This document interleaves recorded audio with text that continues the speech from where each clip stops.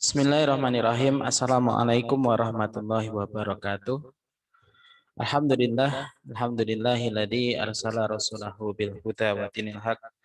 Wassalatu wassalamu ala sayyidinal karim, sayyidinal alim, sayyidina Muhammadin wa ala alihi wa ala ashabihi wa ala man tabi'ahum bisana ila yaumiddin. Alhamdulillah, segala puji bagi Allah Subhanahu wa taala yang telah melimpahkan nikmatnya kepada kita pada kesempatan hari ini, walaupun hujan. Alhamdulillah kita bisa berkesempatan untuk bertemu, untuk menambah keilmuan kita, untuk menambah pengetahuan kita terhadap hadis-hadis Nabi Muhammad SAW, di mana dengan harapan dengan kita mengkaji sunnah-sunnah beliau ini, kelak kita akan dimudahkan oleh Allah untuk mengamalkan sunnah-sunnahnya. Dan dengan mengamalkan sunnah beliau ini, maka sebagaimana yang disampaikan oleh Allah, maka Allah menjanjikan ketika kita mengikuti Nabi Muhammad SAW, kata Allah, yuhibbukumullah, maka kita akan dicintai oleh Allah Subhanahu wa taala. Wa yaghfir lakum dzunubakum, dan diampuni dosa-dosa kita oleh Allah Subhanahu wa taala. Marilah kita mulai kajian kita dengan meluruskan niat hanya untuk mencari ridho Allah Subhanahu wa taala dengan bacaan Fatihah. Suratul Fatihah. Al-Fatihah. A'udzubillahi minasyaitonir rajim. Bismillahirrahmanirrahim. Alhamdulillahirabbil alamin arrahmanir rahim maliki yaumiddin iyyaka na'budu wa iyyaka nasta'in ihdinas siratal mustaqim siratal ladzina an'amta 'alaihim ghairil maghdubi 'alaihim waladdallin amin. Semoga dengan bacaan surat Al-Fatihah pertemuan kita di Zoom meeting kali ini diberkahi oleh Allah Subhanahu wa taala. Ikhwati fillah rahimakumullah, hari ini kita akan membaca hadis lanjutan dari yang kemarin, masih dalam bab yang sama, bab ikhlas dan menghadirkan niat. Kali ini kita akan membaca lagi, melanjutkan dari kitab yang sama, Riyadhus Shalihin. Insyaallah kita akan melanjutkan hadis yang ketujuh dari bab yang pertama, yaitu bab akhdharun niat, bab ikhlas dan menghadirkan niat. Hadis ini diriwayatkan oleh salah satu imam al-muhaddisin, imamnya para perawi hadis, karena perawi hadis ini adalah perawi yang terbanyak. Nah, kalau prestasi yang luar biasa dari perawi ini adalah di antara sahabat-sahabat yang meriwayatkan hadis, maka perawi hadis ini adalah perawi number one, ranking 1 atau yang paling banyak dalam meriwayatkan hadis-hadis Nabi Muhammad Shallallahu Alaihi Wasallam. Langsung saja kita baca hadisnya. Wa an Abi Hurairah, dari Abu Hurairah Abdurrahman bin Sakhr radhiyallahu anhu, dari Abi Hurairah Abdurrahman bin Sakhr, beliau bernama Abdurrahman. Jadi Abu Hurairah itu adalah julukan beliau, namanya Abdurrahman ibnu Sakhr, bapaknya adalah Sakhr radhiyallahu anhu. Qala, beliau berkata, qala Rasulullah sallallahu alaihi wasallam, bersabda Rasulullah sallallahu alaihi wasallam, innallaha ta'ala, sesungguhnya Allah taala, la yang duru, tidak melihat atsamikum. Atsamikum itu jamak dari jism, adalah tubuh atau badan, ya. Badan kalian, wala ila suwarikum, dan tidak juga kepada rupa-rupa kalian atau wajah-wajah kalian. Walakina yang duru ila qulubikum, walakin, akan tetapi, yang duru, Allah melihat ila qulubikum. Dalam riwayat Muslim ada tambahan wa a'malikum, ya. Wa a'malikum, dan amal-amal kalian. Hadis ini diriwayatkan oleh Imam Muslim. Kita baca seperti biasa dari perawinya, yaitu Abu Hurairah. Beliau adalah Abu Hurairah Ad-Dausi dari suku Daus. Abu Hurairah Abdurrahman, nama aslinya sebenarnya Abdurrahman bin Sakhr, anaknya Pak Sakhr. Ad-Dausi dari suku Daus, Ayamani dari daerah Yaman. Jadi Abu Hurairah ini mendapatkan gelar, kalau kita mungkin ya, bapak nih kucing. Bapak nih kucing itu mungkin kita apa ya namanya, agak ya ketika dikunyahkan bapaknya hewan, tapi ternyata ini adalah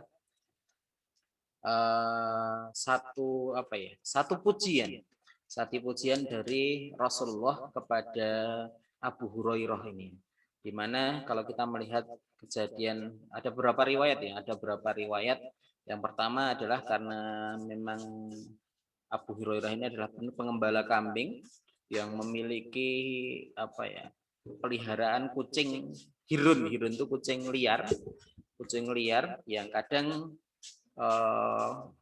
selalu bersama dengan beliau dan dirawat oleh Abu Hurairah dengan baik.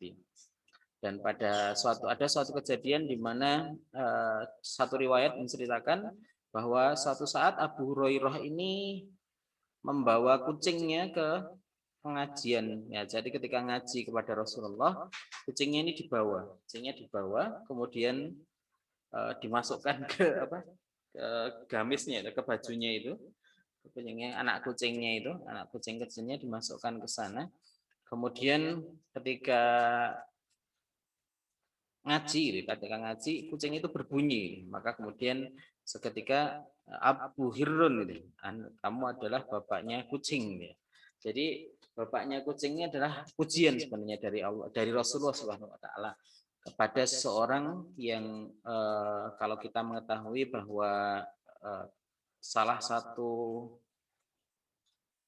rahmat kasih sayang Islam ini adalah bukan hanya untuk kepada manusia saja, tapi kepada binatang pun ini.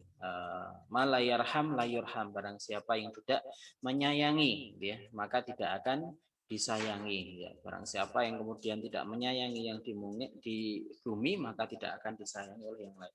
Maka rahmat atau kasih sayangnya Islam ini bukan hanya kepada manusia saja, tapi juga kepada binatang, kepada tumbuhan. Itulah kasih sayang manusia, kasih sayang Islam ini, yang kemudian semangat ini harus dimiliki oleh siapa saja yang beragama Islam, bahwa Islam itu adalah agama kasih sayang, agama kasih sayang kepada siapa saja Makanya ada satu kejadian kemarin ada peledakan bom bunuh diri itu. Dulu ketika ada seorang mufti Mesir, seorang ulama Syekh Mutawalli Asy'arawi pernah berbincang dengan seorang yang berpaham radikal, sering ngebom Kemudian suatu saat ditanya kalau kamu mengebom ngebom daerah itu sebuah kota, sebuah tempat maksiat, bagaimana? Yaitu harus memang dilakukan. Tapi kemudian coba kalau kamu besok ditanya itu orang-orang tadi kira-kira di mana, di surga atau di neraka? Ya di neraka, karena mereka buat maksiat.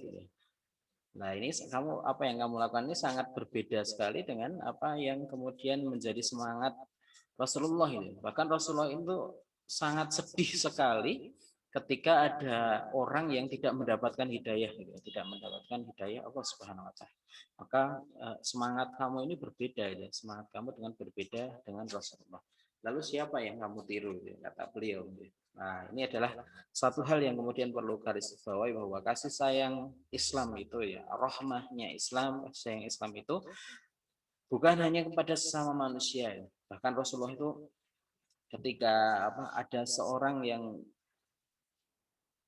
susah atau berat untuk mendapatkan hidayah, itu begitu sedihnya Rasulullah Wa an Nabi Hurairah. Beliau ini adalah Abu Hurairah ya, tadi dipanggil Abu Hurairah karena tadi kasah. Jadi sekali lagi bukan sebuah sebuah apa namanya, sebuah ejekan ya, ejekan kepada Abu Hurairah diuneke bapak ini kucing ya. Tapi adalah pujian dari Rasulullah tentang seseorang yang menyayangi ya, menyayangi menyayangi binatang dan sangat menyayangi, bahkan diibaratkan sebagai abu, sebagai bapak, sebagai seorang bapak yang melindungi anaknya. Itulah Abu Hurairah, sahabat yang sangat sayang terhadap binatang. Beliau ini tidak lama sebenarnya bersamai Rasulullah, hanya sebentar, yaitu sekitar 4 tahun ya.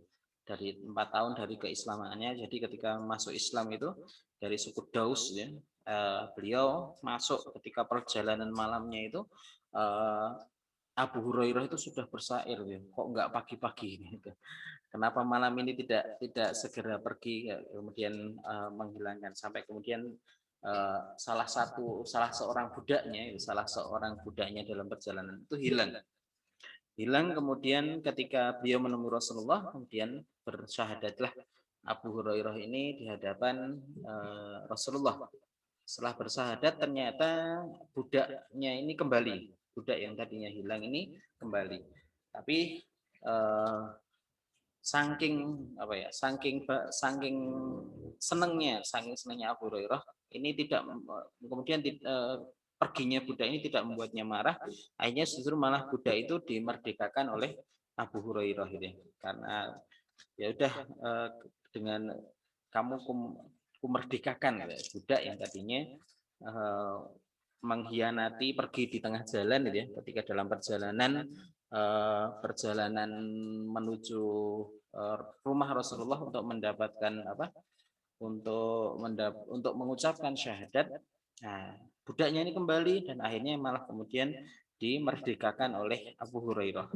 Dia tidak lama, hanya sekitar 4 tahun membersamai Rasulullah, tapi Masya Allah apa yang kemudian didapatkan adalah luar biasa, yaitu dia menjadi perawi hadis yang paling banyak. Kalau tidak salah sekitar 3.000 atau 4.000 hadis yang kemudian dirawikan oleh beliau.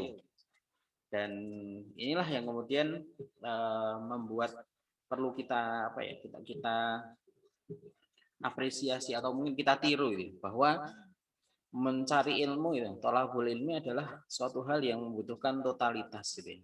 Selama kalau banyak para sahabat saat itu yang ada dari Madinah, kaum Ansor, dan ada juga yang dari Mekah yang merupakan muhajirin.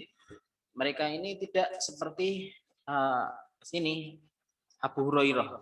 Jadi setelah Abu Hurairah ini masuk Islam, beliau menjadi ahlus suffah. Ahlus suffah itu adalah orang-orang yang tidur di masjidnya Rasulullah. Tidur di masjidnya Rasulullah, kemudian hidup di sana di serambinya masjid Madinah itu, hidup di sana kemudian selalu membersamai Rasulullah ini. Kalau orang-orang Madinah itu kadang ngaji, kadang disibukkan oleh pertaniannya, atau mungkin ada orang-orang muhajirin yang kadang ngaji kemudian juga disibukkan dengan usaha perdagangannya, maka Abu Hurairah ini secara penuh selama 4 tahun membersamai Rasulullah. Bahkan ada yang mengatakan seperti bayangan itu. Jadi dimanapun ada Rasulullah, maka didapati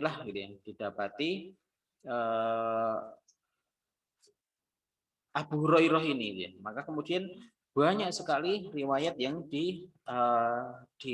diriwayatkan oleh beliau. Bahkan Abu Hurairah ini selama menjadi ahlu suffah itu lebih sering lapar, lebih sering lapar. Nah, ini ada cerita kelaparan yang berkah gitu. Jadi kadang Abu Hurairah itu nyegat Abu Bakar, kemudian meriwayatkan beberapa hadis, menyeritakan hadis.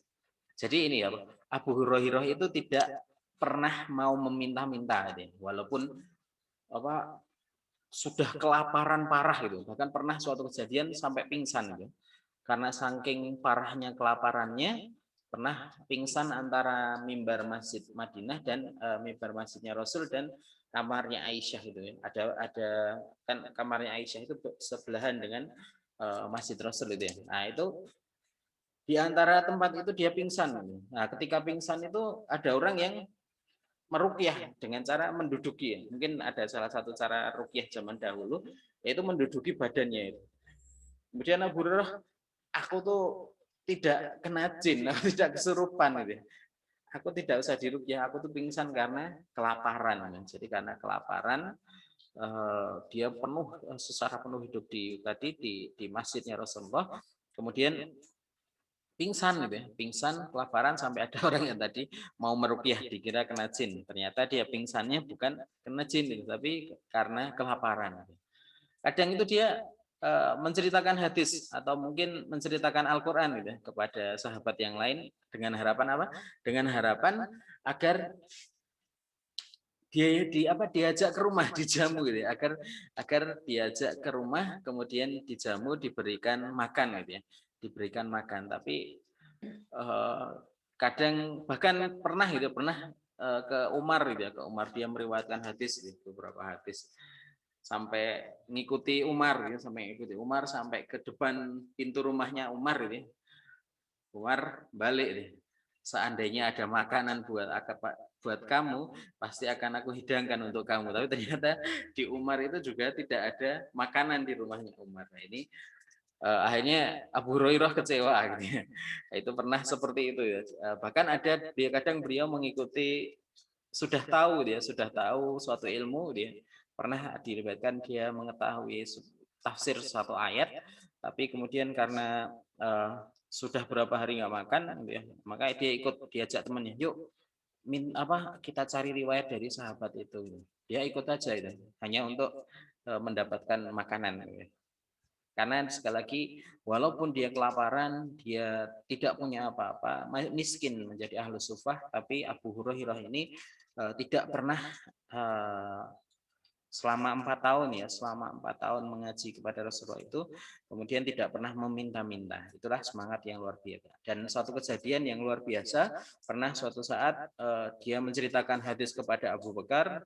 Abu Bakar hanya berlalu saja, gitu ya, berlalu, kemudian menceritakan ada Umar lewat, Umar bin Khattab lewat, kemudian dia menceritakan beberapa hadis, tapi Umar mendengarkan sambil berlalu, sambil pulang, artinya tidak ada makanan juga ya. Sampai kemudian ada Rasulullah gitu. Rasulullah melihat Abu Hurairah ini, tampak wajahnya ini kelaparan gitu ya. Maka kemudian ayo kita ajak ke rumah gitu. Kita ajak ke rumahnya Rasulullah. Kemudian di rumahnya Rasulullah itu ada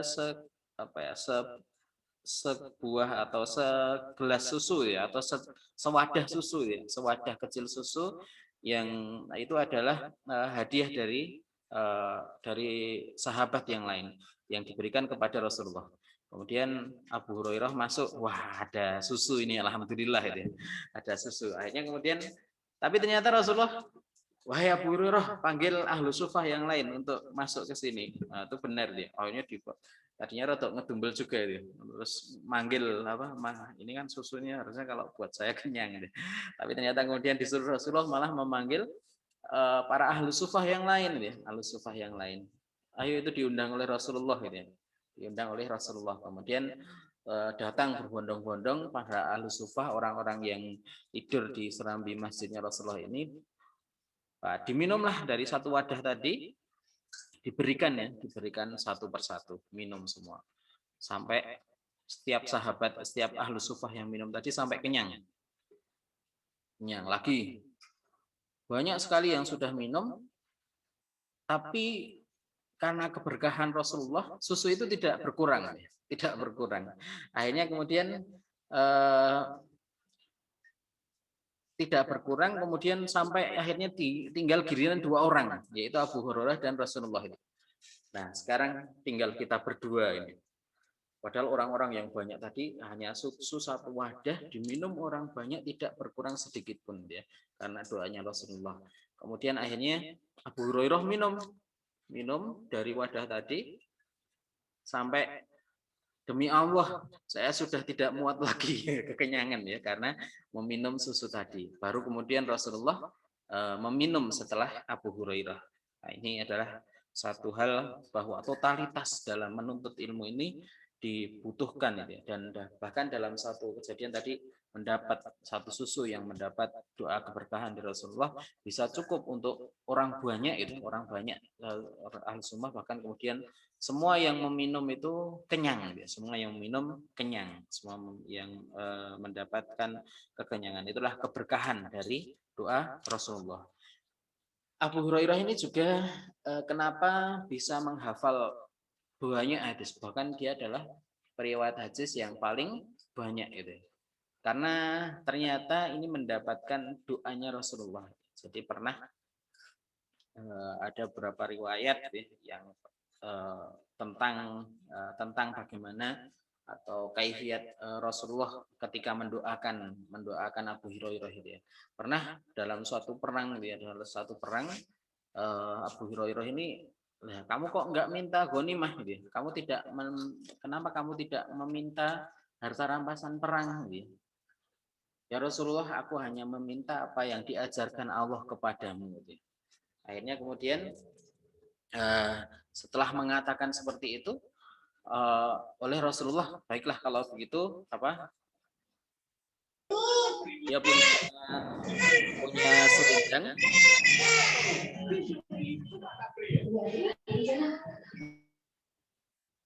Dia punya selendang, kemudian disuruh menghamparkan rida ya. Jadi orang Arab biasanya salah satu sunnah Rasulullah itu kan memiliki selendang. Itu ada punya rindang, ada yang menceritakan dia tidak punya kain, kemudian dia mengambil kain yang bagian belakang itu disobek, kemudian direntangkanlah antara dirinya dan Rasulullah itu. Kemudian Rasulullah mengabarkan satu hadis, kemudian didoakan oleh Rasulullah, kemudian disuruh melipat. Ada yang dalam satu riwayat diceritakan Rasulullah seakan-akan mengambil satu gitu ya, kayak mengeruk air gitu ya, kemudian diletakkan di kain tadi, kemudian dilipat, ditempelkan di dada Abu Hurairah. Sejak saat itu Abu Hurairah tidak pernah lupa ya, kata Abu Hurairah tidak pernah lupa satu huruf pun dalam hadis Rasulullah. Itu Masya Allah keberkahan doa Rasulullah. Karena didoakan oleh Nabi, maka dia mendapat hafalan yang tidak pernah lupa. Sampai kata beliau itu banyak sekali karena banyaknya hadis yang dia riwayatkan. Dia itu juga di samping semangatnya itu tadi kita semangatnya seorang Abu Hurairah totalitas dalam menuntut ilmu. Ini kalau kita ingin mendapatkan ilmu yang berkah berkah itu adalah kemudian salah satunya adalah totalitas totalitas dalam menuntut ilmu walaupun waktunya hanya 4 tahun membersamai Rasulullah 4 tahun, tapi sekian ribu hadis yang beliau hafal yang didapatkan karena ketulusan niatnya kemudian kesungguhannya dan totalitasnya dalam menuntut ilmu. Bahkan Aisyah ini juga pernah ngaroi Abu Hurairah ya. Kenapa kamu meriwayatkan banyak sekali hadis ya?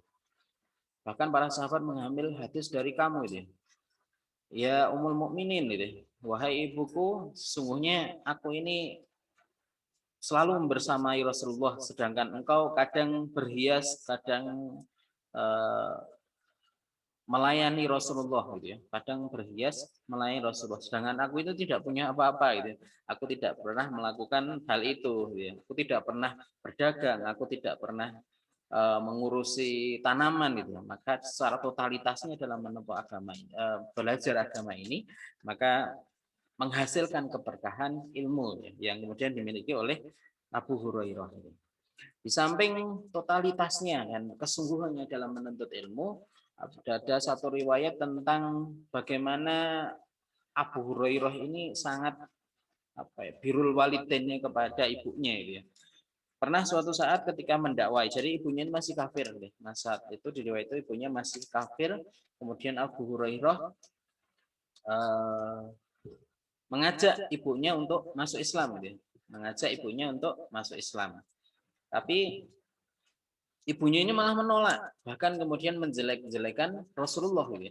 Menolak dan menjelek-jelekan Rasulullah. Akhirnya Abu Hurairah menangis, dia kemudian menuju kepada Rasulullah. Ya Rasulullah, gitu ya. Ya Rasulullah, doakan ibuku agar mendapatkan hidayah dari Allah Subhanahu wa taala. Akhirnya didoakan, Abu Hurairah ini didoakan, ibunya Abu Hurairah didoakan oleh Rasulullah. Kemudian setelah didoakan, Abu Hurairah pulang. Nah, ketika pulang ini, sebentar, jangan masuk gitu ya. Jangan masuk, kemudian ibunya ini mandi, kemudian baru ketika membuka pintu, langsung mengucapkan ibunya ini, asyhadu alla ilaha illallah wa asyhadu anna muhammadan abduhu wa rasuluh gitu. Akhirnya mengucapkan dua kalimat syahadat. Wah, Abu Hurairah gembira sekali gitu. Langsung langsung kembali lagi ke Rasulullah gitu. Ya Rasulullah, doamu sudah dikabulkan oleh Allah Subhanahu wa taala gitu. Dan akhirnya ketika itu pula dia meminta doa, ya Allah, wahai Rasulullah, doakan agar kami mencintai kaum mukminin dan kaum mukminin mencintai aku dan ibuku. Dan didoakan oleh Rasulullah gitu ya. Dan akhirnya tidak ada itu kata sahabat Abu Hurairah, tidak ada seorang mukmin pun yang kemudian tidak mencintai Abu Hurairah. Para sahabat dan itu menyayangi kalau mendengar kata Abu Hurairah itu, walaupun belum pernah bertemu dengan beliau, maka kaum mukminin ini sudah merasakan wah seneng. Kita pun kadang gitu ya, kalau jenengan mungkin disebutkan nama Abu Hurairah, belum ada di antara kita yang kemudian bertemu dengan Abu Hurairah, tapi di kepala kita, oh Abu Hurairah itu pasti orang sahabat Rasulullah, orang baik gitu ya. Itu sudah ada dalam hati. Mungkin ini adalah salah satu doa Rasulullah tersebut, yaitu agar kaum mukminin mencintai Abu Hurairah. Dan samping birrul walidain yang luar biasa, dia juga jadi di rumahnya itu, di rumah dalam satu riwayat, di rumahnya Abu Hurairah itu setiap malam itu Abu Hurairah membagi sif-sifan gitu ya. Jadi ada antara ketika sudah Rasulullah meninggal ya, setelah Rasulullah meninggal, di rumahnya Abu Hurairah itu membagi malamnya menjadi 3. Kemudian dia mempergilir keluarganya, istrinya, anaknya itu ya, dibagi tiga tempat itu. Jadi ketika ada di awal malam itu ada yang menghidupkan dengan sholat dan zikir gitu ya. Di awal malam, sepertiga awal malam gitu ya. Kemudian giliran ada yang bergiliran dari sepertiga malam sampai 2/3 malam gitu ya. Kemudian setelah itu membangunkan anggota keluarga yang lain untuk menghidupkan sepertiga malam akhir. Nah, inilah kebiasaan keluarga Rasulullah, keluarga Abu Hurairah ini menghidupkan rumahnya dengan menghidupkan malam di rumahnya dengan sholat dan zikir. Bahkan dalam satu riwayat juga Abu Hurairah ini ibadahnya luar biasa. Dikirnya itu setiap hari itu Abu Hurairah mengucapkan dikir subhanallah itu 12.000 kali. Tapi dia tidak pernah kemudian menyebutkan ini. Bahkan ketika ditanya tentang dikirnya itu, saya itu hanya dikir semampu saya saja. Semampu saya saja ternyata 12.000 ya. Dan itu ketika ibadahnya yang luar biasa ya, juga pernah menjabat itu, walaupun Abu Hurairah ini tidak mau atau tidak senang mendapatkan jabatan, tapi Abu Hurairah ini pernah diberi jabatan gubernur di beberapa tempat, pernah menjadi gubernur di Madinah, kemudian juga pernah menjadi gubernur di luar Madinah itu. Ketika menjadi gubernur di Madinah ini, Abu Hurairah kadang apek kayu gitu, atau mencari kayu bakar gitu. Jadi seorang gubernur yang mencari kayu bakar gitu. Kalau sekarang mana ada gitu, tidak ada gitu. Tapi Abu Hurairah saat itu ketika menjabat menjadi gubernur Madinah, saat itu beliau masih kemudian mencari kayu bakar. Ada satu kejadian bahkan dia memikul kayu bakar ya, membawa kayu bakar, kemudian kan melewati jalan yang sempit gitu ya.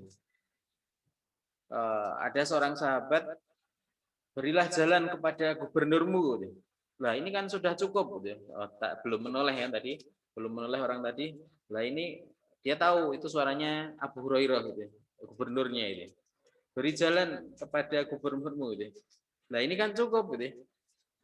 Ini gubernurmu dan kayu bakarnya yang ada dengan. Akhirnya orang tadi menoleh melihat Abu Hurairah membawa kayu gitu. Kemudian diberi baru nyisih gitu. Nyisih memberi jalan gitu ya. Juga pernah itu ya jadi itu kepemimpinan Abu Hurairah gitu ya. Walaupun jadi seorang pemimpin, dia tetap kemudian menjalankan bahkan kemudian tidak mengambil harta-harta haram dari atau kesempatan untuk mendapatkan harta hara yang tidak seharusnya didapatkan ketika menjadi pemimpin. Bahkan dia tetap zuhud, kemudian ketika menjadi pemimpin pun ini dia tetap melakukan pekerjaan sehari-hari untuk keluarganya sampai kemudian mencari kayu untuk keluarganya. Yang terakhir dia itu adalah juga sangat cinta kepada Rasulullah itu. Bahkan di setelah sepeninggal Rasulullah ketika menceritakan hadis Rasulullah itu ya, dari kekasihku Abul Qasim, maka sering sekali Abu Hurairah ini kemudian menangis ya, menangis tersungkur karena kerinduannya kepada Rasulullah Muhammad SAW. Cinta yang sangat menggebu gitu ya, di hati Abu Hurairah kepada kekasihnya yaitu Abul Qasim Rasulullah Muhammad SAW. Kita lanjutkan itu dari perawinya yaitu Abu Hurairah dari Abdurrahman bin Sakhar. Abu Hurairah yang memiliki julukan Abu Hurairah radhiyallahu anhu. Qala, dia berkata, qala Rasulullah sallallahu alaihi wasallam. Rasulullah bersabda, Innallaha ta'ala, sungguhnya Allah Ta'ala la yang duru ila asamikum, tidak melihat kepada tubuh kalian atau amalan fisik kalian atau fisik kalian ini. Wala ila suarikum, tidak pula melihat wajahnya, ganteng, ayu, tidak ya. Atau mungkin gagah, badannya yang gagah, kuat ya. Atau secara fisiknya kaya, miskin gitu ya. Tapi atau juga wajahnya tampan atau jelek gitu. Tapi yang kemudian walakina yang duru, akan tetapi Allah melihat ila kulubikum, terhadap hati-hati kalian. Ada di riwayat Muslim juga wa a'malikum, dan hati dan amal-amal kalian. Nah, tambahan ini penting ya, karena sebagian orang memahami ini hanya sampai ini, ila qulubikum, terhadap hati-hati kalian. Jadi yang penting bagus hatinya saja itu, tanpa kemudian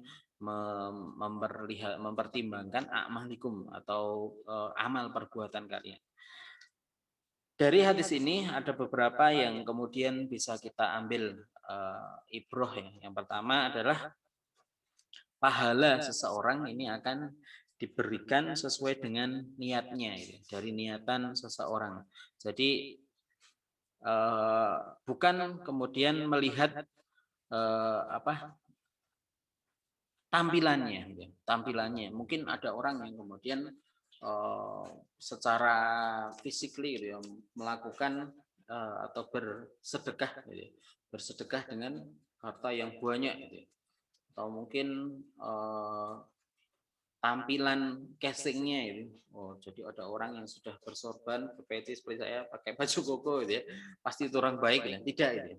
Tidak mesti gitu ya. Tidak mesti orang yang berpenampilan atau menampakkan sesuatu hal yang baik itu kemudian diterima oleh Allah Subhanahu wa taala. Banyak kemudian orang yang kemudian melaksanakan ibadah haji misalnya itu agar kemudian mendapatkan sebutan Pak Kaji gitu ya, atau Bu Kaji gitu ya. Atau mungkin ada orang yang berinfak gitu ya, berinfak agar mendapatkan, agar dilihat orang menjadi orang yang dermawan. Atau mungkin ada orang yang sholat gitu, sholat khusyuk gitu. Allahu Akbar. Kita nggak pernah tahu itu hati seorang. Ada orang yang melihat mungkin sholatnya ini terlihat spesial sekali dia, terlihat spesial sekali sehingga wah masya Allah sholatnya bagus sekali. Atau mungkin kita membawa tasbih besar ya untuk bertasbih. Wah ini adalah ahlu dzikir ini. Atau mungkin kita menggunakan apa ya, memiliki atau tadi bersoban dan sebagainya, memakai imamah atau memakai baju yang terlihat menjadi orang soleh gitu. Tapi itu sebenarnya tidak dilihat oleh Allah Subhanahu wa taala gitu. Penampilan atau amalan fisik ini secara amalnya, secara apa? Secara awalnya tidak dilihat oleh Rasulullah, oleh Allah Subhanahu wa taala. Casingnya, penampilannya itu. Jadi kita kan tidak bisa membedakan orang yang sholat benar-benar khusyuk atau kemudian hanya berpura-pura khusyuk gitu ya. Atau mungkin tilawah gitu ya, tilawah dengan bacaan yang baik gitu ya. Apakah kemudian tilawahnya itu benar-benar karena atau membaguskan bacaan itu. Bahkan ada di bab fikih tentang niat gitu ya. Fikih tentang niat, mana kemudian ada seorang yang sholat itu, misalnya ketika sholat Allahu Akbar ada bahasan seperti ini, sholat Allahu Akbar, dia niatnya karena Allah Subhanahu Wa Taala. Kemudian dalam perjalanan Bismillahirrahmanirrahim, Alhamdulillah, ada dia tahu itu, ada mungkin orang yang calon mertua atau apa ya, kemudian dia membaguskan bacaannya. Ini juga ditanyakan ya kepada beberapa ulama itu di bab fikih itu ya.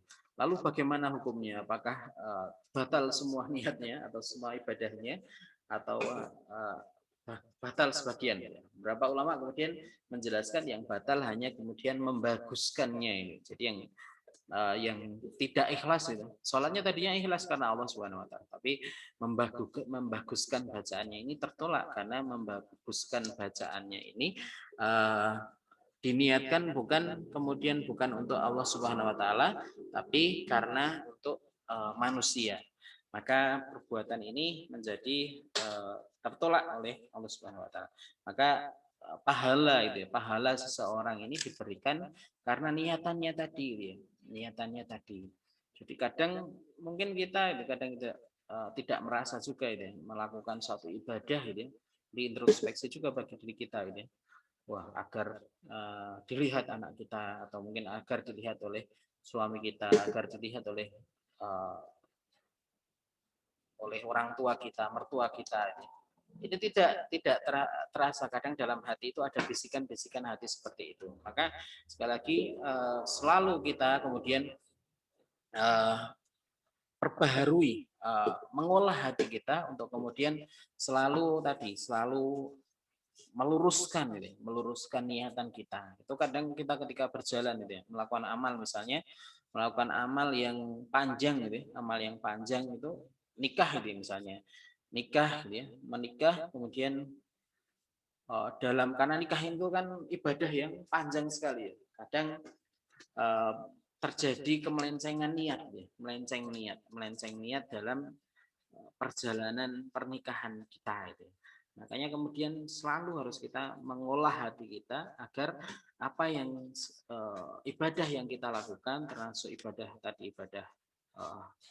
haji, ibadah pernikahan, untuk kemudian selalu meluruskan ini enggak penting tampilan fisik kita Tampilan fisik kita itu tidak penting di sisi Allah Subhanahu wa taala.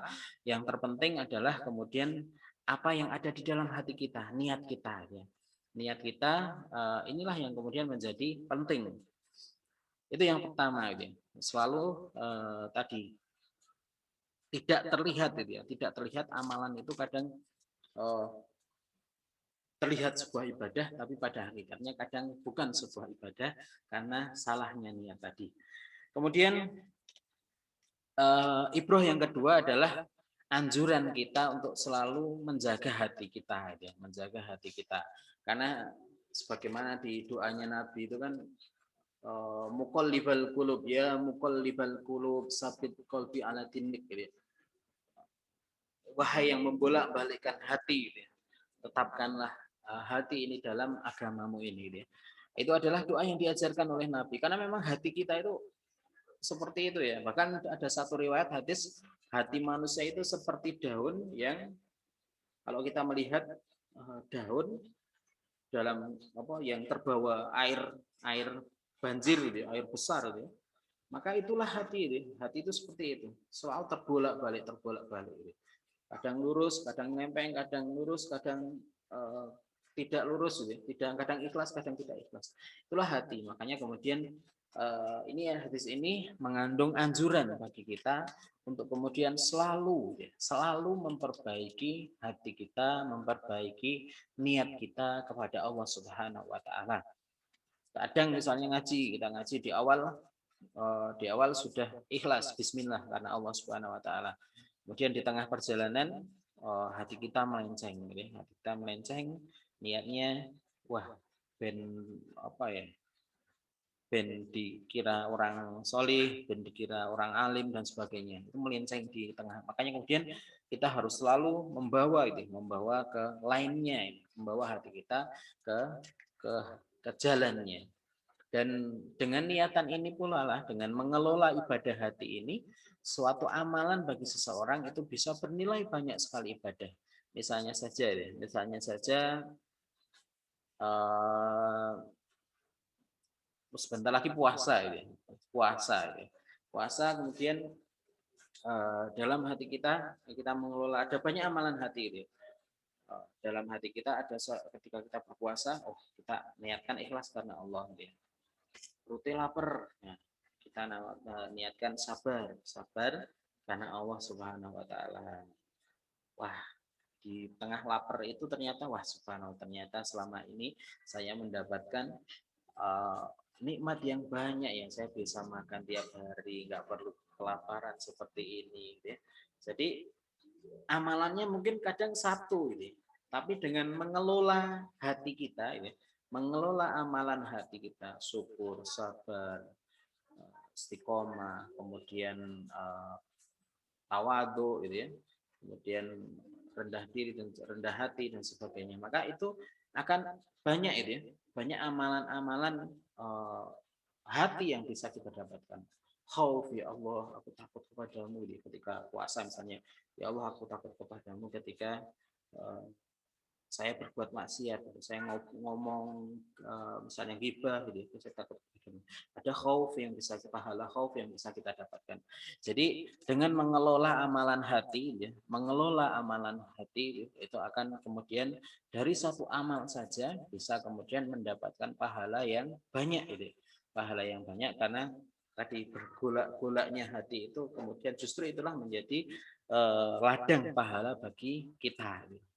Kemudian yang terakhir, hikmah yang ketiga adalah tidak semua amalan yang terlihat baik itu adalah baik, tidak pula satu amalan yang kadang terlihat jelek itu jelek gitu ya. Kadang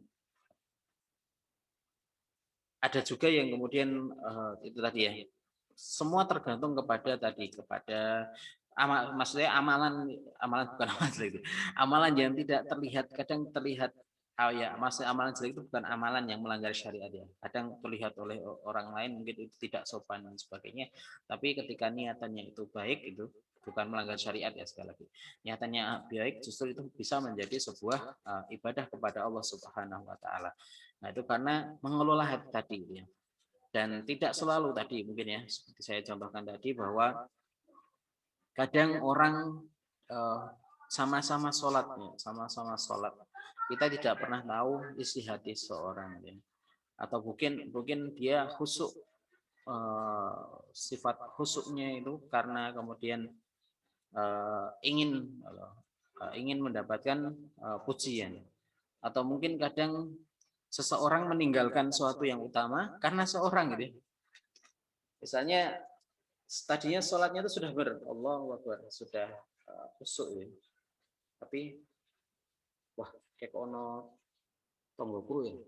mengko ndak dikira kusuk yo rada cepet wae. Tidak, itu juga sama itu. Jadi ikhlas itu adalah selamatnya hati dari dua hal. Eh, Orang melakukan sesuatu eh, karena selain Allah itu karena selain Allah dan atau kemudian meninggalkan amalan karena juga selain Allah. Nah, ini dua-duanya ini eh, bahaya itu ya. Dua-duanya ini adalah bahaya. Jadi mengamalkan sesuatu karena selain Allah ini adalah syirik atau yang kedua tadi meninggalkan sesuatu juga karena selain Allah itu. Ini tidak boleh. Nah, ikhlas itu selamat dari duanya itu.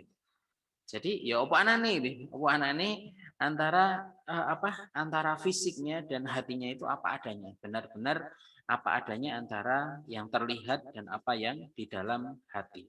Itulah yang perlu kemudian kita selalu perbaiki dalam hati kita sehingga kita ini sidik ya, benar ya. Benar antara apa yang kita lakukan dan apa yang kemudian ada apa yang ada di dalam hati kita. Ketika kita mengamalkan sebuah kebaikan,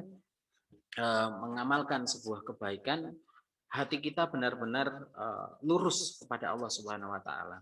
Ketika meninggalkan itu juga bukan karena manusia, tapi juga karena Allah Subhanahu Wa Taala. Nah, orang Islam itu, orang mukmin itu diajarkan untuk benar, benar antara apa yang terlihat, dan apa yang ada di dalam hatinya. Ada orang atau tidak ada orang sama, karena urusannya bukan hanya kepada orang tapi urusannya adalah kepada Allah Subhanahu Wa Taala yang maha melihat hati kita. Jadi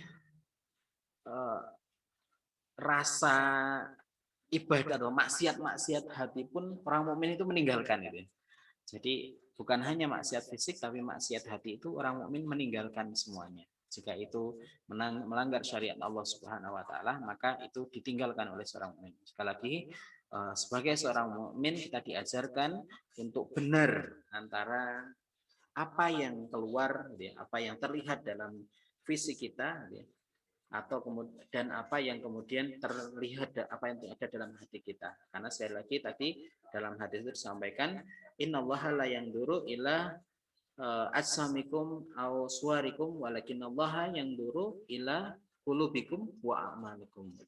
Itulah hadis Nabi yang kemudian satu hadis yang kemudian sangat pendek tapi semoga dan keberkahan itu. Jadi sabda Rasulullah itu walaupun pendek tapi mengandung banyak ilmu maka kita dawamkan, sekali lagi kita dawamkan, mengkaji bersama-sama, belajar bersama-sama tentang hadis-hadis Nabi. Insya Allah kita akan selalu hadir, semoga saja dimudahkan oleh Allah untuk kita istiqomah bersama-sama setiap Selasa insya Allah mulai sekitar jam 5 jam 5 kurang seperempat atau sampai jam 5 insya Allah kita mulai kajian ini. Demikian mungkin yang bisa saya sampaikan, sudah menjelang maghrib.